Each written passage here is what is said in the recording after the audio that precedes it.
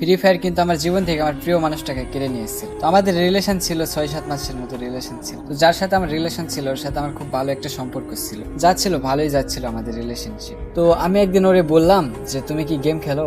ও বলছিল যে না আমি গেম খেলতে পারি না, আর আমার ওইগুলা গেম ভালো লাগে। আমি বললাম কেন, সবাই গেম খেলে তুমি খেলো না? আমি বললাম যে তুমি গেম ডাউনলোড দাও। তো বললো যে আমি তো গেম খেলতে পারি না, ডাউনলোড দিয়ে কি করবো? আমি বললাম যে আমি আছি না, আমি তোমাকে শিখাই দিব। তো বললো যে আচ্ছা ঠিক আছে, আমি নামাচ্ছি, তাহলে তুমি আমাকে শিখাই দিও।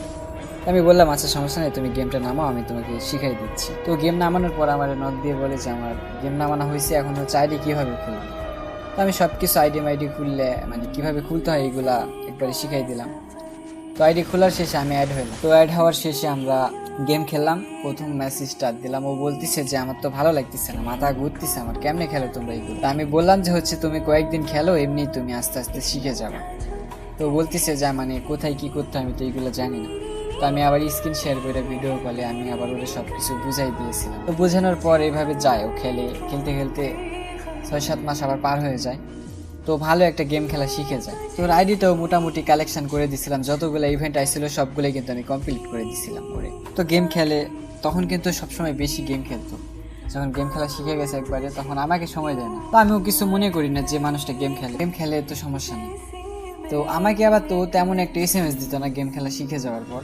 আমি জোর করে করে কথা বলতাম, মেসেঞ্জারে নক দিলে দেখা যাচ্ছে পাওয়া যায় না, 20 মিনিট পর পর রিপ্লাই দিত SMS এর।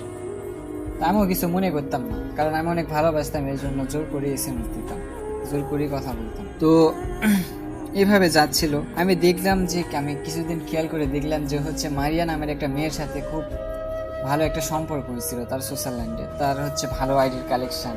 তো আমি এইটা মানে বুঝতাম না যে ওই মেয়ের সাথে এত কিসের, মানে সবসময় তারা হচ্ছে লবিতে কথা বলতে। তো আমি সন্দেহ করতাম যে ওইটা আসলে মেয়ে না, ওইটা হয়তো ছেলে হবে। আমি ওটা জিজ্ঞেস করতাম, ও বলে যে ওটা মেয়ে, ওর নাম মারিয়া। তা আমি বিশ্বাস করছিলাম। তারপরেও আমার হচ্ছে সন্দেহ মনের মধ্যে, আচ্ছা না ওইটা ছেলে হলে, ওইটা যদি মেয়ে হয় তাহলে তারা এত কিসের কথা বলে। তো আমার হচ্ছে সন্দেহ ছিল। তো পরে হচ্ছে আমি আইডিটা অফলাইন দিয়ে দিলাম আমার। আমি বলছিলাম যে আমার গেম খেলবো না, তুমি গেম খেলো, আমার ভালো লাগে না গেম খেলা, প্রচুর কামের চাপ, আমার এইগুলো ভালো লাগে না। তো বলতেছি কেন গেম খেলবো না কেন? আমি বলতেছি এমনি আমি গেম খেলবো না, ভালো লাগতেছে না। তো আমি পরে হচ্ছে নতুন একটা আইডি খুলি মেয়ের নাম দিয়ে। তো মারিয়া নামের ওই ছেলের আইডি আমি হচ্ছে ইউআইডিটা নেওয়ার পর হচ্ছে ফ্রেন্ড রিকোয়েস্ট পাঠাই। আমার আইডির নাম দিচ্ছিলাম নীলা। দেওয়ার পর ছেলেটা 8-10 দিন পরে হচ্ছে মানে আমার ফ্রেন্ড রিকোয়েস্ট অ্যাকসেপ্ট করে। তো আমি কিছুদিন এইভাবে ইনভাইট দিয়ে ধরে না। তো একদিন হচ্ছে ইনভাইটটা ধরছিল, ওরা দুইজন গ্রুপের মধ্যে ছিল, আরেকজন ছিল, নাম কি জানি ছিল। তো আমি হচ্ছে মানে SMS দিছিলাম, SMS লিখছিলাম যে ভাই এখন কি খেলবেন, খেলে স্টার্ট দেন। তো ওই ছেলেটা হচ্ছে যে মারিয়া নামের যে ছেলে ছিল, ওই হচ্ছে ভয়েস দিয়ে বলে যে হচ্ছে না আমরা এখন খেলবো না, আমরা একটু কথা বলতেছিলাম।